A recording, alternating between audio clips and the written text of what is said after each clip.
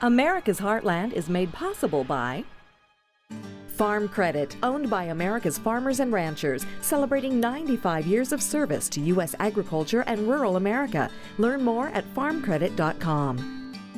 The United Soybean Board, America's soybean farmers and their checkoff. And by the American Farm Bureau Foundation for Agriculture, dedicated to building greater awareness and understanding of agriculture through education and engagement. I'm Rob Stewart. Coming up, a special edition of America's Heartland, all about agritourism. Are you guys ready to milk a goat? Try this one. Let's go feed the cows. People are making a country connection all across the United States. Look at the little cow. Food's on. They're called agritourists, explorers taking a vacation on a ranch or a farm. You know, once in a while you take a little side trip, and it's nice when you're out doing it, and a year or two later you don't remember it. This one you'll remember. You can kick up your heels or put on your working boots during a great getaway at a rural resort.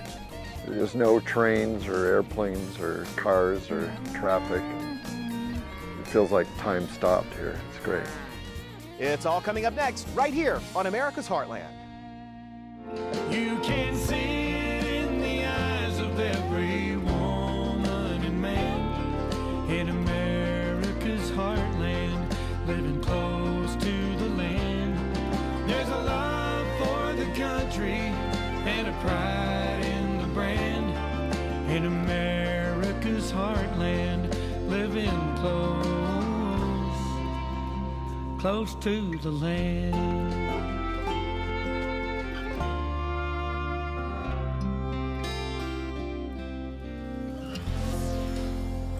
Hi there, I'm Rob Stewart, and this is Petty Cash, and welcome to this special edition of America's Heartland. It's all about agritourism.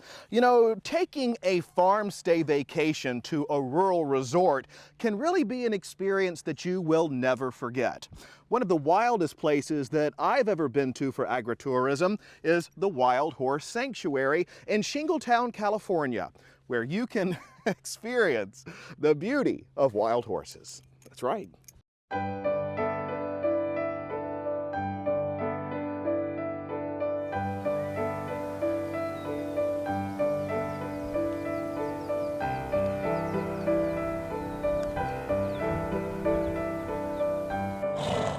Wild horses roam free at the Wild Horse Sanctuary in Shingletown, California. It's a safe haven and a home to more than 300 rescued mustangs.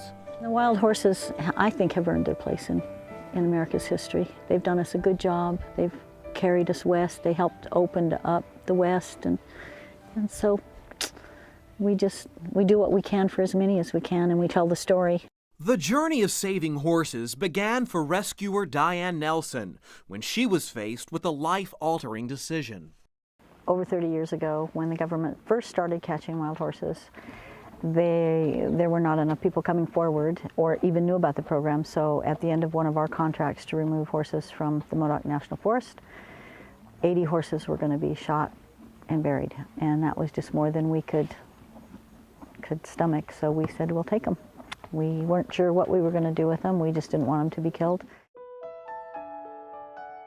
That's when Diane created the Wild Horse Sanctuary, 5,000 fenced-in acres that sprawl across lush, lava-strewn mountains and forest land near Mount Lassen. In 3 decades, Diane has taken in almost 1,000 wild horses to live out their lives in peaceful protection. There are 30,000 wild horses roaming public lands across the western part of the U.S. Each year, the government gathers wild horses to place for adoption. Sometimes when somebody comes to me with more horses that need a home, or especially if it's large numbers, we really have to think about it. And I go back to the beginning and I say, we didn't have anything but 80 hungry horses to think about. Well, now the sanctuary does have a home, and we've got a support base. We know people care. Our big job has turned out to be telling the story. Come over here. right in front of him and hold your steed. Diane is telling that story through opening her gates to tourists for day trips or week-long horse journeys through the hills of Wild Horse Sanctuary. Come on up here.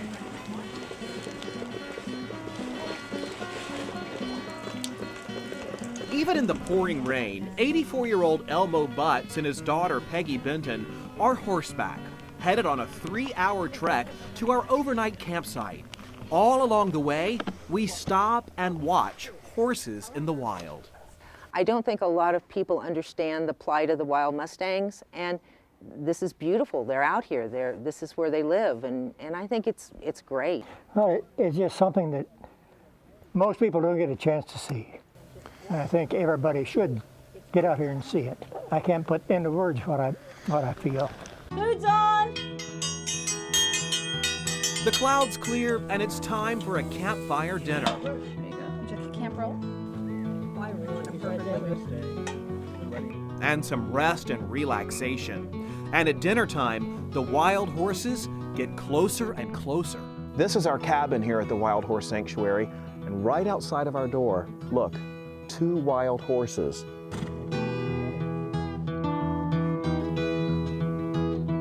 So what will you go back and tell people about this experience? You know, once in a while you take a little side trip, and it's nice when you're out doing it, and a year or two later you don't remember it. This one you'll remember it. I've had people say that it's as much a sanctuary for people too, though, because in today's hectic world, I think we all would like to be able to have a piece of life like they do, you know, some freedom to be themselves and just enough food. They're not looking for more, they just need enough. And that's what we hope we can give them here.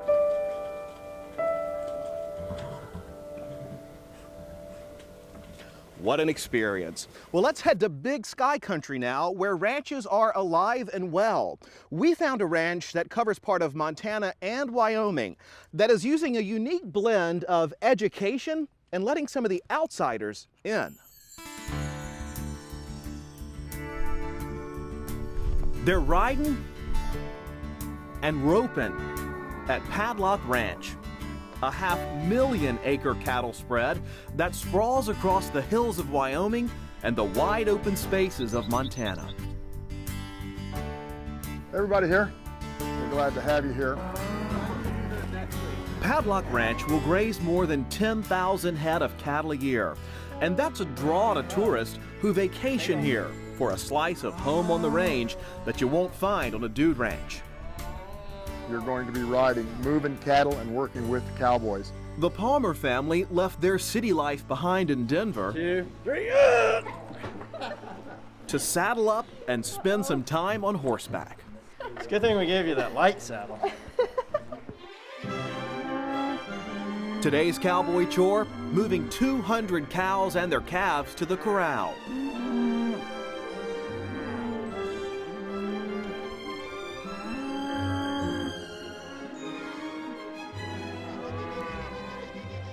It was really cool. Yeah. I liked it a lot. It was. I just really like the experience of feeling like all the pressure and stress of home kind of leaves you when you come here. So kind of have a new perspective on things. There's no trains or airplanes or cars or traffic, and it feels like time stopped here. It's great. So, Wayne, we're on the grounds of one of this country's largest cattle companies. Why tourism? Couple reasons. One is that we want to tell agriculture's story. We want to let people begin to understand where their food comes from. And the second reason is purely economic, that we want to create another source of income. The ranchers here say making that connection with consumers has become a critical element in reaching out to those who know little about farming or ranching. We can teach them about our culture, give them the chance to experience it, and understand what it is. This to us is a way of life, and we just want people to be able to experience that.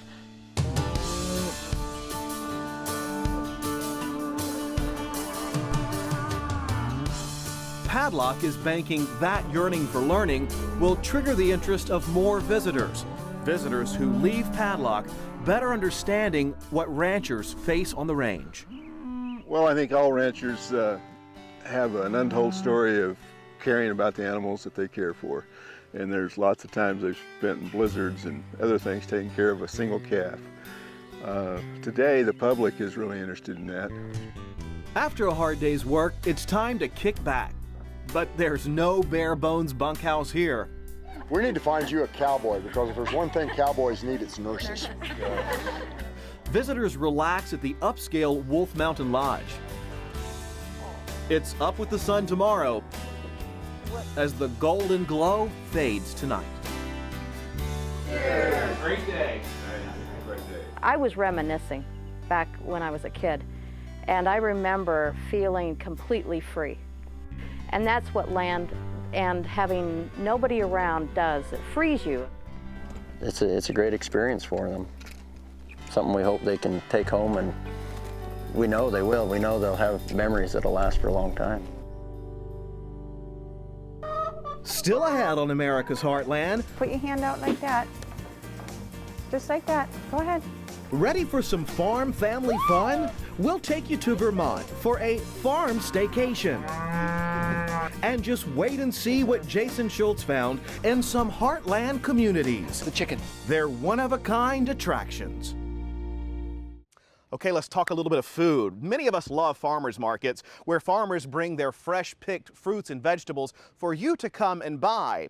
But the Westview Family Farm in Michigan opens its gates for customers to come in and pick their own. Sarah Gardner has that story from Southeast Michigan. Boys and girls, I need your eyes back here, please. The folks at Westview Orchards have a name for their type of business: Agritourism. It's a growing segment of agriculture as farmers look to diversify and find new streams of income. Well, about 10 years ago, we could see that our sales on our fruits and vegetables were kind of hitting a plateau, if not decreasing. And people were asking to see farm animals, to actually pick apples, and to get out on the farm. So Abby Jacobson and her sister, Katrina Schumacher, decided to market their orchard crops directly. At the heart of our business, we are still a farm.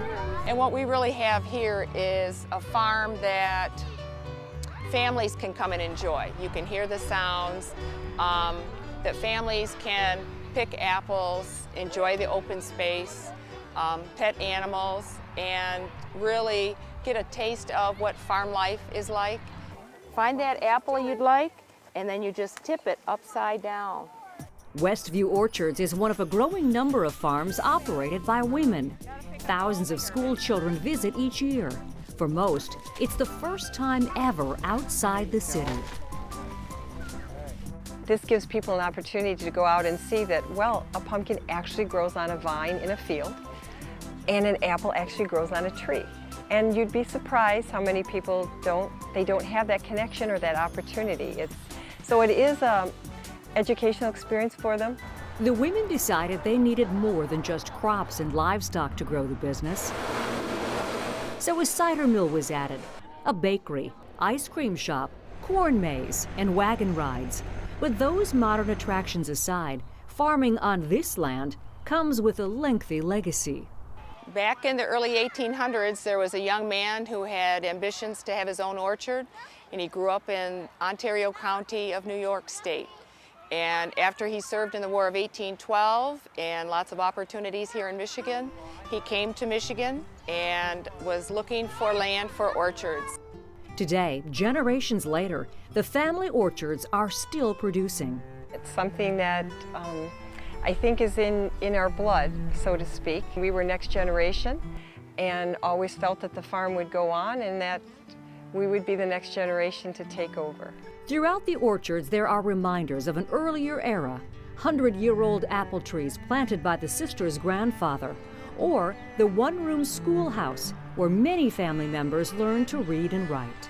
My grandfather and his 4 siblings attended that school, and then my mom and her twin and her older brother. This schoolhouse has a special place in my heart.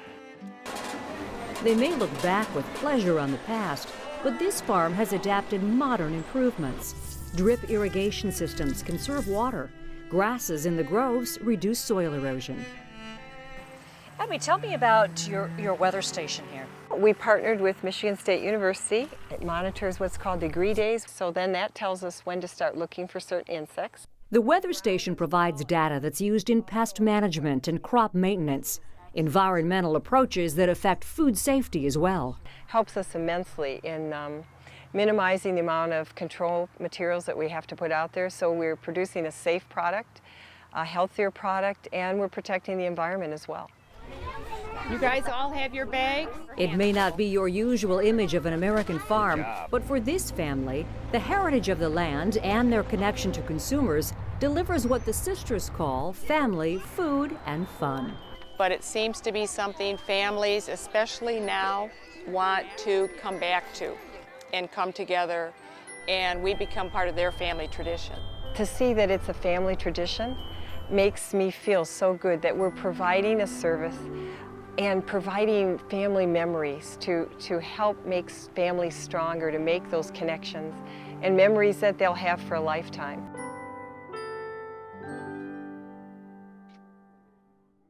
Kansas is known all across the country for its bountiful crops. In fact, they're shipped all across the world. But some residents in rural parts of Kansas have another claim to fame that you can't find anywhere else. It's a fun story that Jason Schultz found. The Heartland has its share of odd roadside attractions. North Dakota's Enchanted Highway with its giant metal sculptures. California's got 20 feet tall cutouts of farm workers. Outside of Kansas City, there's a giant fiberglass chicken. The chicken. In the small town of Goodland sits an 80-foot tall replica of Vincent van Gogh's 3 sunflowers in a vase painting, one of only 7 around the world.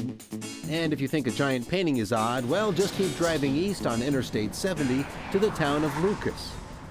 And he used 113 tons of concrete on the project.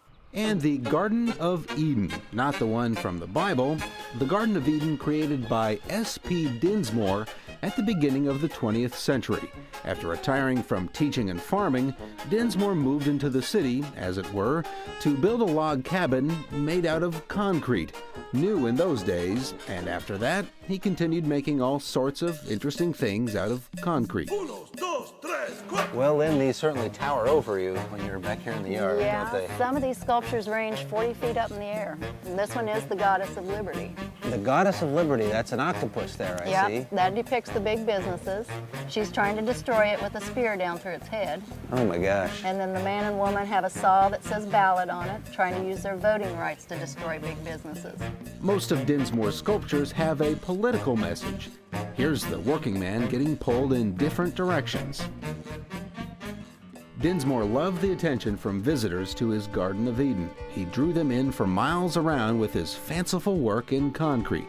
People were coming to see it. They were coming off the railroad trains, the passenger railroad trains. People were driving here from all over the state, all over the country, and all over the world came and saw it. To keep getting his message across, he even came up with a plan to draw visitors after he died. Inside this giant cement structure lies Dinsmore's body, mummified with charcoal in a glass coffin. His will says anyone is invited to come in and see the body as long as they pay $1 to keep the Garden of Eden going. He's been dead 75 years, and his body is viewable. And he wanted people to see the body? Right, yes. And we do ask that no pictures be taken inside. The family requests that. So the camera stays outside, but we can go in, huh? Right. Wow. His vision as far as people coming to see his body is what keeps the sculptures protected and preserved then. That's great. Yeah. Wow. Fantastic. If the sight of a mummified man entombed in cement leaves you needing some grounding, you can truly get centered nearby. The geographic center of the United States is about an hour or so up the road. Just follow Highway 191 until it ends, and you'll be at the center of the U.S., well, the center of the lower 48 states. Well, perhaps it's quite fitting that the geographic center of the lower 48 states is completely surrounded by farm fields here in rural Kansas. And if you happen to be searching for salvation while looking for the center of the lower 48 states, your prayers are answered. Right here on site is the 6 feet by 8 feet U.S. Center Chapel. It's tiny, but inside completely functional, complete with pews, a Bible already opened up to a Bible verse, and of course, Kansas travel brochures. If you're looking for giant flowers, cement marvels, or just need to get centered, well, Kansas is your place. So have you ever thought about taking a vacation on a farm? Well, people all across the country are going to rural resorts to take a break from their busy city lives. So kick back and relax, or put on your working boots for some agritourism in Vermont. Where else can you get this close to a cow? While taking a vacation. Welcome to the relaxing lifestyle of a rural resort. Let's go feed the cows. This is Shearer Hill Farm Bed and Breakfast in Wilmington, Vermont, where vacationers leave the city behind Come, boys. to connect with life on the farm. Oh, look at that one, bud. Just eat it. So people are getting from the cities and coming here to experience farm life. You can come and be at the breakfast table with 6 couples from all over the world. For 2 decades, Bill and Patty Pusey have been filling the table with city folks searching for a country vacation. Marlene and Jim Solden have been coming here from New Jersey for 10 years. Ice. No matter how cold, they come back every winter for the farm's annual ritual of making maple syrup. And we come back in September to harvest. We dug up 800 pounds of potatoes this last September. Wow, it's a lot of work. Yeah, but we have a lot of fun. We met a lot of wonderful people here. Wow, that is full. Look at that. They'll call on the phone, and you do the kind of an interview on the phone of them, and you can tell kind of their needs almost by some of the phrases that they'll use. And we'll say, well, this is very relaxing here. You know, we have a small working farm. This is one of the barns. This is 30 years ago, that small working farm saved Bill and Patty's marriage. Tired of city life, they purchased Shearer Hill to reconnect with each other and the land. We knew that there was more to life than what society and financial security, dictates. Yeah. And, we had one opportunity. And I look back on that now and I think, we were very blessed.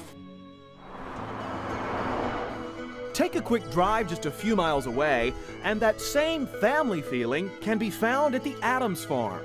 Let's go see the animals. Another Vermont working farm where vacationers can open the door to a real farm experience. Put your hand out like that. Just like that. Go ahead.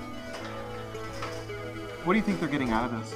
I think just a learning experience to know that they can be close to animals and feed them and not be afraid of them, just to get some sense of nature. Are you guys ready to milk a goat? All right, because it's goat milking time.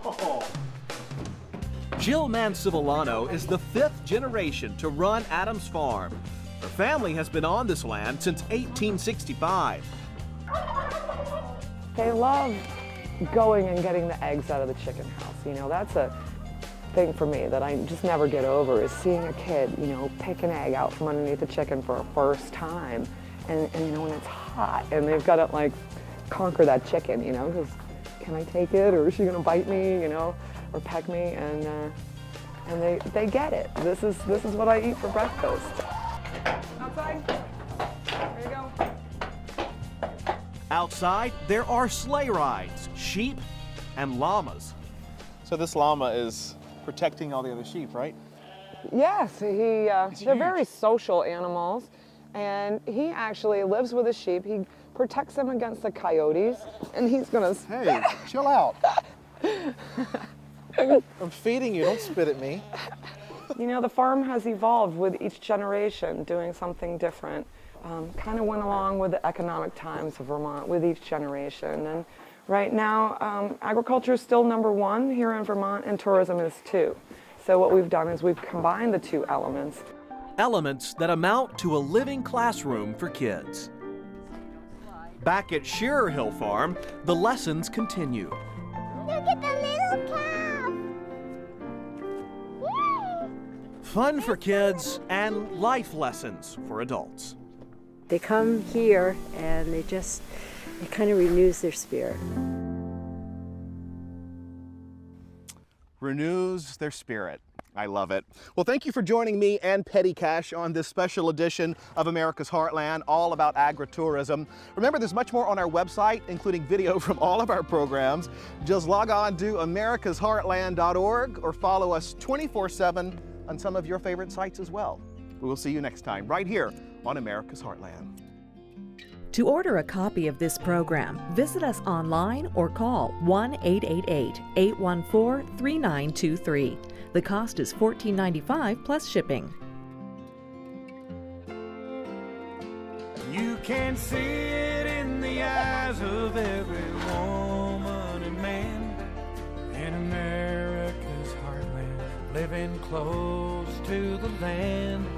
There's a love for the country and a pride in the brand in America's heartland, living close to the land. America's Heartland is made possible by the United Soybean Board, America's soybean farmers and their checkoff.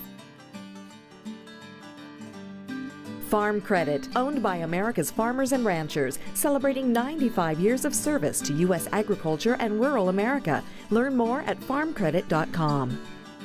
And by the American Farm Bureau Foundation for Agriculture, dedicated to building greater awareness and understanding of agriculture through education and engagement.